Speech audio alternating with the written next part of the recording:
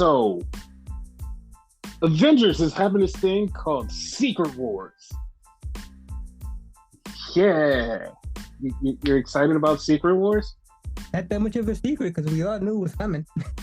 Yeah, no, it's a Secret Wars, but it's coming out in 2025, and it's like this big, huge event for Marvel. And I know people are like, well, I mean, what the hell? Like, Secret Wars is this Secret Wars, like a bunch of people clashing and together, but they don't know because like Jonathan Hickman was the guy who wrote the last lead up to Secret Wars and Secret Wars, and it all started with like these incursions that kept happening, that like worlds kept colliding, and it was like boom, boom, boom, boom, boom, and then like everything just like merged into one, and that was Secret Wars, and it was just like this big, huge thing. And it was like so great, and I can't wait to see it on screen. Like, it's gonna be so fucking amazing. Like, that day is gonna be fucking amazing when like it's all on one screen and it's just like everything, and it's just like huge and it's fucking awesome. I can't wait. Like, you can't wait? Like, you're not excited about this? As I said, I can't wait either. It's gonna be awesome. Oh yeah, because like the excitement about Secret Wars, like it would be like it's gonna be so great because you know, like nobody expected this to happen, and it's just like boom, here it goes. Like it's the biggest thing in the fucking world because it's like, you know, it's like kind of a forbidden thing where like nobody sees it coming. It's like these guys can't clash with this guy. Like the X-Men can't fight the Guardians of the Galaxy. This person can't fight this person. The Avengers can't fight the Fantastic Four. The House of Black can't fight fucking the New Day. None of that could happen because Secret Wars is a thing that's only happening in real life. Because in 2024, Peacock and Comcast is going to buy the Warner Network. Holy shit. Woo. It's literally, we are now in Secret Wars time. This is not a joke. Like this is actually a thing that came out earlier. Universal and Peacock are going to buy Warner Brothers. And it's, bro, this is insane. This is insane because for the first time ever, WWE and AEW will be under the same corporation. Yeah. And that means we can have Secret Wars because no matter what anybody thinks, there's two big bosses over you saying, hey, we like wrestling. Like, if you guys like collide, that would be really cool. We'll keep you separate, but you guys collide. Hey, man, fuck it. Well, it's nothing nobody can do. But this is something that like literally went under the radar for so many people, wrestling fans involved. Like, it went under the radar with this thing, and it's like, soon as this thing popped up, it was just like, nobody's gonna say it, and everybody kept going, oh, this is weird. Like, Warner Media and Warner Brothers are going to Universal, and it's like, no one's gonna say the thing. Like, no one's gonna say the big thing, the elephant in the room. And it's like, that's come on. And everybody's like, no, fam. Because nobody thought about it. Yeah, and like the people that did think about it was like, yo, this means they're both under one roof.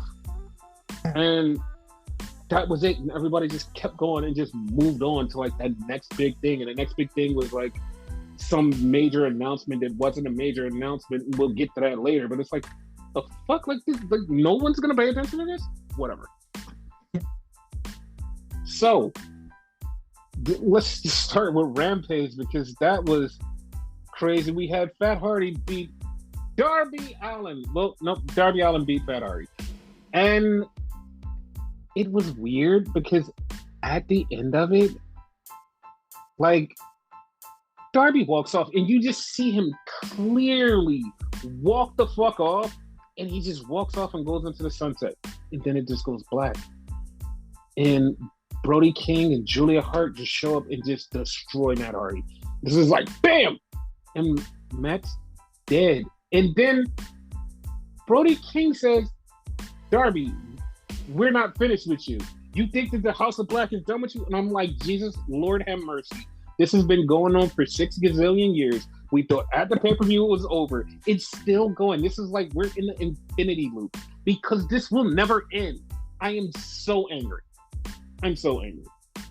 We need to have that match, JC Perry, or however you say her name, Lana, versus Julia Hart. That's what they're waiting for. Dude, but there's no Malachi Black, so it's just the two of those guys against. This needs to stop. Like, this needs to stop. And this is what. So, Brody King says, I want Sting and Darby against me and, like, Buddy Matthews at next week, and anything goes. And it's like, I don't care. Please just let this go. And then Matt Hardy got murdered after all of this. They just choked him to death and left him there to die. And Darby and Sting picked him up and said, hey, we love you, man. We love you. And that was it. I was like, what the fuck? Like, it was weird. It was very weird. I just, like, I really want this to be over because this is a feud that, like, AEW feuds happen and then they just disappear. And it's like, okay, fine. It happens and disappears. It's over. That's what I wanted from this. I wanted this to happen and then disappear.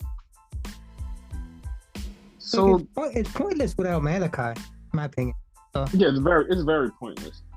So then we get Eddie Kingston, and he's challenging Sammy Guevara to a match at Grand Slam next week. And he's just talking about beating Sammy's ass. And Eddie looks really scruffy. His beard is like unshaven, and I know that's like part of his gimmick now because he's like angry, and this is his angry look. And it's like, I'm not a huge fan of it. Yeah, so you won't like him when he's angry. I mean, yeah. So then we get Claudio Castagnoli with Wheeler Yuta. And Claudio starts talking about the BBC he said the line that the Four Horsemen said, this is a symbol of excellence. Yeah. And it's like, okay. And he starts talking, and this is real, what I found really fucking hilarious was like, he starts talking about them being champions and shit. And he's like, oh, Wheeler lost his title. It's cool though, but you lost your title. And he's sort of like, dog, that was disrespectful. Basically, so you know he's leaving, just like he said. Yes. So Claudio then goes on to proceed to say there's going to be a battle royal next week at Grand Slam, and the winner gets to choose when they face the world champion. And I was like, okay, like, I didn't know that was coming, but okay, that's fine, whatever. And as Claudio's talking, then here comes Chris Jericho. And we knew it from last week when we reported on the podcast that Jericho had mentioned he wanted the Ring of Honor title, and Jericho just says, next week, me and you, Claudio, for the Ring of Honor World Championship. Bingo. Yes. So, well, also one thing that Claudio said, and like, when I first heard it, I kind of was like, what?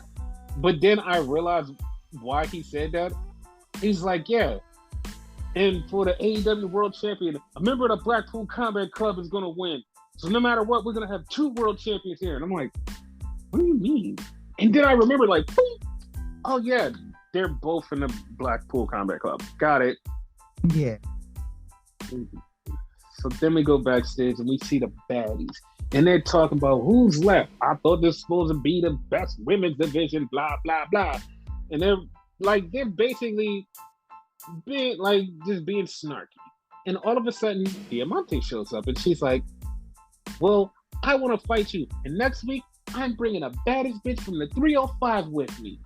And like literally, I'm not even joking. I'm not joking, and I'm not making this shit up. Nobody online, no journalists, no reporters, no one can figure out who the baddest bitch from the 305 is. And they're trying to put it together. And like the only person that I even came up with was like, Eva Louise? Like, maybe? And everybody's just like, no one knows. Everybody's fucking confused. I am so baffled at this. My theory was Mercedes Martinez, but like I don't think she's from 305. I don't think she is either, and that's why that's what makes this so baffling because no one can connect the woman from the 305 to Diamante and be like, oh, it's this person. Yeah. It's just like really weird. So then we have Penelope Ford versus Willow Nightingale. And they had a pretty long match. And Penelope Ford beats Willow Nightingale. And it's like, okay, I mean, they're not really doing nothing with Willow right now. And yeah, I don't care. I mean, I really want her to get some wins. I like Willow. She deserves the world. So, you know. It is what it is. Yeah.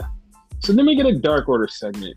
And the whole time Hangman starts apologizing, like, yo, I let you down. I fucked up. I'm sorry. Please forgive me. And they're like, dog, like, it doesn't even matter. We're cool. And then Rush and Rush's guy comes up. They still want 10. They still want 10. And Rush starts speaking in Spanish and he says, at the Battle Royal, I'm going to eliminate all your asses and get a world title match. And they, like, Dark Order goes, I don't know what he said. And they literally just go, yo, nobody likes this guy. Yeah. Hangman said that shit. Yo, it was so funny. Random shit. Right? So then we get all ego Ethan Page. And he comes out and he's ready to face Danhausen. And he beats the living shit out of Danhausen in like 20 seconds. He just fucks Danhausen up and it's like, oh, okay. It was like really no point to this match other than like to get ego a win. It was like, oh, okay. I like you've been fine. Like basically.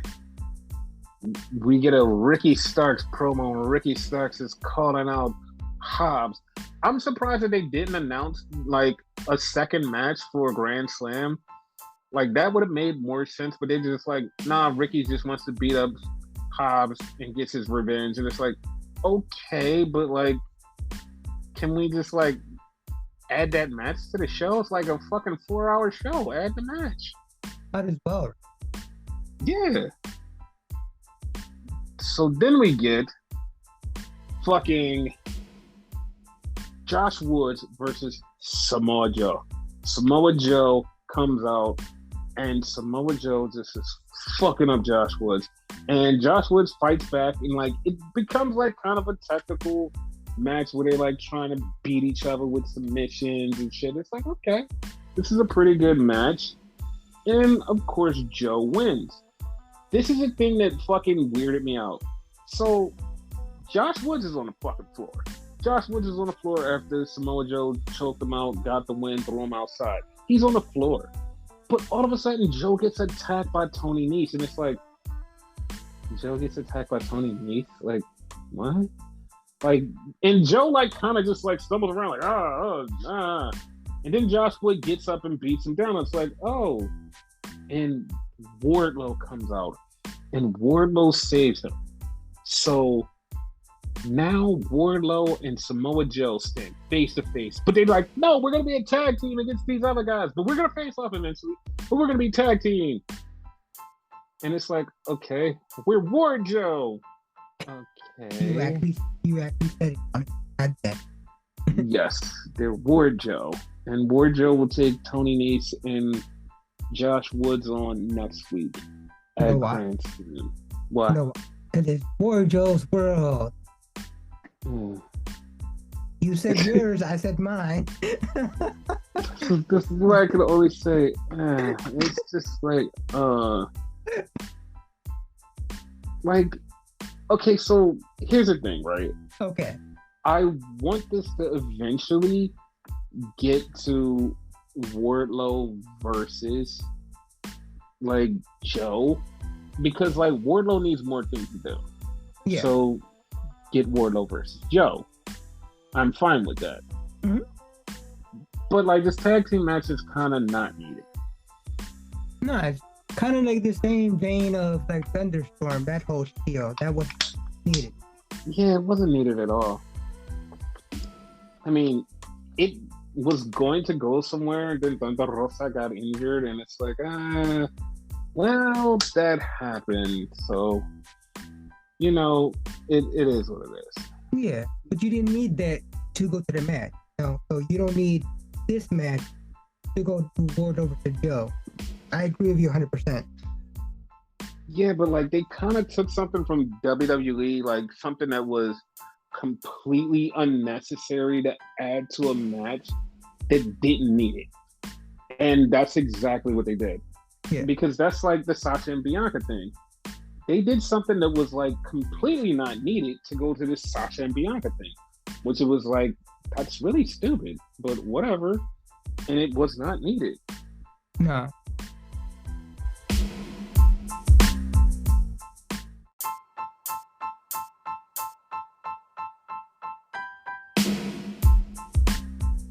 So yeah, and speaking of SmackDown, I thought you were going to say, speaking of not needed. Oh, well, I mean, that's kind of this, but at the same time, it's kind of not. So speaking of SmackDown, we get a Dave Meltzer tweet in the middle of the day. Dave Meltzer says, guys, major breaking news coming to WWE very soon. And it's like everybody's on edge. And he even sends the eyeball emojis. And it's like, okay. And everybody's on edge. And they're like, oh my God, it's going to be a bunch of firings. Oh my God, it's going to be this. Oh my God, it's going to be that. Oh my God, oh my God, oh my God. And everybody's literally just panicking. Like, what is happening? Like, WWE was doing so good. Oh my God, they're going to get hurt. Like, what is happening? What's happening? Somebody's going to vacate the title. And everybody just was like, what the fuck is happening? So then 20 minutes later, we find out exactly what it is. And everybody literally just goes, huh? Like, that was the major news? So here's the thing. We even reported it on the podcast last night. Mm-hmm.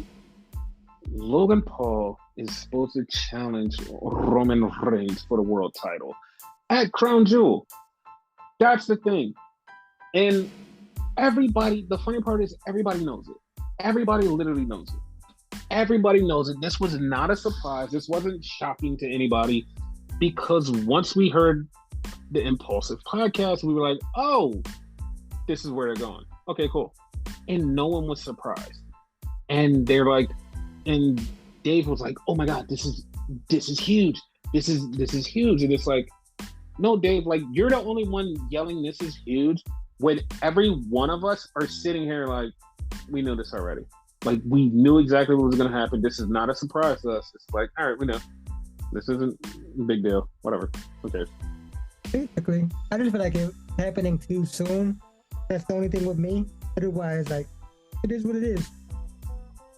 Like I said on the last podcast, if you didn't listen to the podcast, it dropped the whole scenario of what can happen if WWE books this right to get to another huge main event that WWE would enjoy. And I'm not going to rehash it. You go back, listen to that other podcast from earlier this week. So it's like... Good scenario, by the way. Thank you. And so we start off SmackDown with Logan Paul. And Logan Paul comes out and he says, I want to challenge Roman Reigns. So as he's saying this, Paul Heyman shows up, which hasn't been back for a while. And he shows up with the whole entire bloodline except for Roman Reigns. So comes down and he's talking to Logan Paul and he's like, yo, you're good. If this was any other scenario, you will be a Paul Heyman guy. But you're not. So let me just tell you this. Tribal Chief is going to annihilate you. Just shut the fuck up. And Logan's like, but what if that one shot lands and I beat Roman? So Paul is like, okay, whatever. And Paul is like, okay, Solo is going to show you why you don't fuck with the bloodline. And as he's saying that, Sammy gets up and like, no, no, no. He's like, no, Uso, I got this. And it was so funny because he literally called him Uso and was like, I got this. And Solo was like, all right. So Sammy steps up to Logan Paul, gets punched by Logan Paul, goes down. And Ricochet shows up. Ricochet has this match with Logan Paul. Now, I mean, not Logan Paul, with Sami Zayn.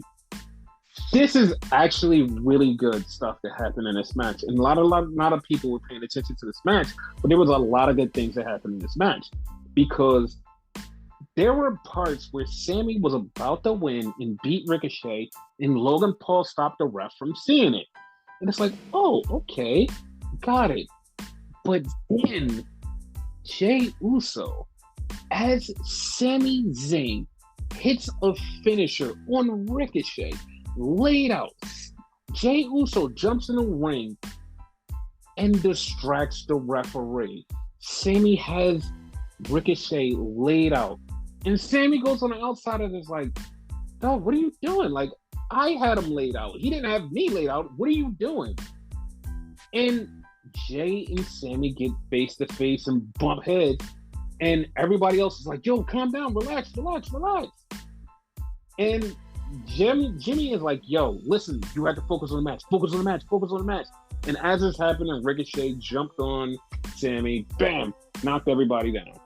So Sammy gets back in the ring, Ricochet beats him 1, 2, 3. And it's like, there was a lot in this match, dude. There was a lot. And another thing that happened in this match that was really fun and funny just because Paul Heyman knocked down the sodas for fucking Michael Cole and Corey Graves. And they said, when you knocked down our stuff, so Paul just knocks more stuff down. It's like, God damn it, Paul. That was funny. Yeah, I guess we're bitch. Right? So after the match, the Bloodline is about to take on Logan Paul and Ricochet and runs down Mad Crap Moss. Mad Crap is like, I'm not going to take this shit anymore. And we find out that Mad Crap is going to have a 101 for the North American title later on in the show. It's like, okay. I enjoy that. I enjoyed it. Like, they made a weird scenario for no fucking reason and made that a title thing. All right, cool, fine. Don't care. So that happened. Then we get a Karrion Kross promo, and he's talking about TikTok, blah, blah, blah, whatever. Yeah. It's like, okay, cool. So then we get Maximum Male Models, and we get Maxine and Max do. And Max starts off the promo talking about we're in Anaheim, blah, blah, blah, and we're just right down the street from L.A. Pauses. And he's like, yeah, it's coming. Yes. And then they announce the Maximum Male Models, and they come out with their school gear, and they're standing there, and all of a sudden they get hit by the train because Braun Strowman Bread comes down and kills the Maximum Male Models. So after he kills the Maximum Male Models, Chad Gable shows up, and it's just Chad Gable, and everybody's like, oh shit, Chad Gable. And Otis attacks Braun. Chad and Otis like attack the shit out of Braun. Braun gets hit with the world's strongest slam by Otis. Otis picks him up, slams the shit out of him, lays Braun down. So it looks like it's gonna be Braun and Otis. Yeah. How do you feel about that? Like, as soon as like he no-sold that finisher and like already went down with that shit, like it's gonna be a squat. Yeah, I didn't like the way he no-sold that though. Yeah. Like he got up quicker than Undertaker. Yes. Like, I feel like this is gonna be like a throw-in. Nothing to care about. Yes. Like, yeah, I totally don't see that. Yeah. Cause it's just like, this is so stupid. Why are we having this? And it's a shame because they like this new quote unquote new gimmick because he had it for like a few years, so I'm still calling it. Mm-hmm. this new oldest gimmick that he's built as a monster now. So it's kind of a shame. Yeah, he's definitely gonna get fucked by Braun. That's fucked up. Yep. So then they have Damage Control come out. And because they have the tag team championship, they could do whatever they want. And Bayley is cutting this promo because she's in her hometown. And she's cutting this promo and Raquel Rodriguez comes out. So Raquel Rodriguez and Bayley have this match. And so like Bayley is like kind of running from her and she's like throwing her around. And because of Damage Control is out there, they distract Raquel and Bayley picks up the win. So they get in the ring and they're like, okay, we're gonna fuck you up. But the Shotzi Blackheart, the new and improved Shotzi Blackheart, shows up and she teams up with Raquel Rodriguez. Now, say the thing that you were going to say. It confused the hell out of me because Raquel is the current tag team partner of Aaliyah. Yes. Aaliyah went through a long, going feud with Shotzi. I said it was about 6 months, but you said it was like way longer. Mm-hmm. So by her being Shotzi, helping Raquel, by default, she's also cool with Aaliyah then. How does that make any sense?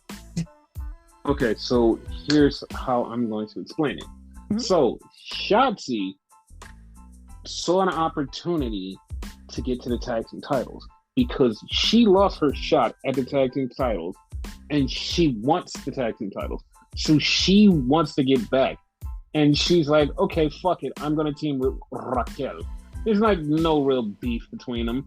Like, I hate your friend, but your friend's not around. She's injured. So I'm going to step up and I'm going to be your partner. Okay. It's just that simple. It's like she wants the tag titles. Hopefully that's all it is and it's nothing more. And it's like, all right, whatever.